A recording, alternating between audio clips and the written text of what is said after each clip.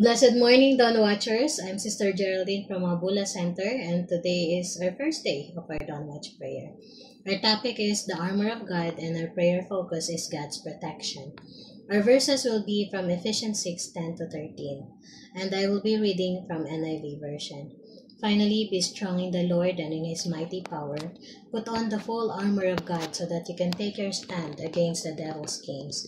For our struggle is not against flesh and blood, but against the rulers, against the authorities, against the powers of this dark world, and against the spiritual forces of evil in the heavenly realms. Therefore, put on the full armor of God so that when the day of evil comes, you may be able to stand your ground. And after you have done everything to stand. Let me start by asking, how do you choose your clothes each day? Do you dress based on what looks good on you or based on the weather? Most of the time, we choose our outfit based on the weather, especially in Kuwait. When it's cold, we wear warm clothes, and when it's hot, we wear something light to avoid getting sick. We protect our bodies so we can stay healthy, strong, and continue working. In the same way, we also need to put on the protection that God gives us, not just once, but every day and night, so we won't fall into sin, so we can resist temptation, so we can keep standing strong. Right now, we are living in a world where the enemy attacks us in ways that we do not notice at all times. Sometimes it's through small things, words, thoughts, situations, but they are constant and they can wear us down. Good news is God has given us His protection. He gave us a way to stay strong, not just to survive, but to live with victory. And that protection is His armor. Amen? Ephesians 6:10 to 13 reminds us that our enemy is not people. The fight is not against our boss, our family, our coworker, or anyone else. We are fighting a spiritual battle, and the enemy works behind the scenes to bring fear, confusion, and sin into our lives. And because we can see everything that's happening in the spiritual world, we need to depend on God alone. He sees it all, and He knows exactly what we're going through. Amen. Let's take a look at what this armor does for us. Apostle Paul tells us to be strong in the Lord. That means we do not rely on our own strength. We lean on God's strength. This armor is not something that we earn.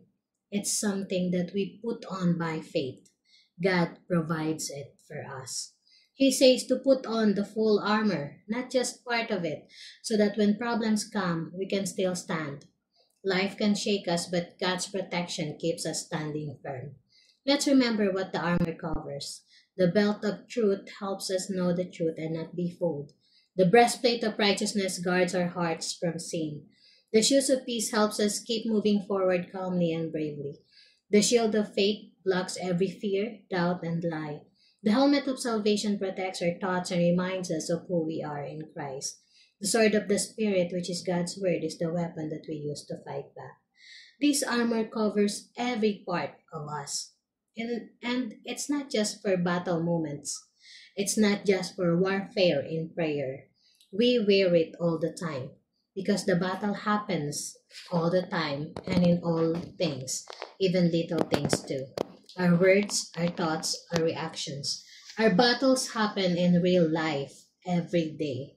The devil can tempt us to sin, to make us condemn ourselves, or for us to speak harshly to others. How many of you have been scammed of false and imitated Facebook pages? That before you realize you got scammed, it was too late. You have sent the money already. Have you experienced losing temper and patience to one of your workmates or brethren? How do you react? Do you get anxious, angry? Do you curse the person because of your anger? How about the betrayal of a family member? Let me share a testimony. Just a few weeks ago, my sister and I found out that our own brother lied to us years ago. Because of him, one of our brother did not finish college. And for over 10 years, actually more than 10 years, my sister carried the guilt thinking that it was her fault.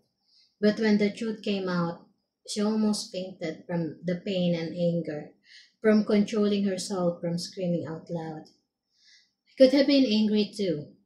I was betrayed, lied upon, but I give glory and thanksgiving to the Lord for reminding me to choose to put on the armor of God. I surrendered the situation to the Lord, and instead of getting angry, I asked the Lord to guard my heart and my mind so that I can give a wise and godly counsel. Because this is what the devil wants. He wants us to be imprisoned in anger and unforgiveness. I told my sister not to allow the past to rob her compassion to pray for our brother. And we ended up in prayer and she was able to forgive and find peace. This is what the armor of God does for us, brethren. It gives us protection.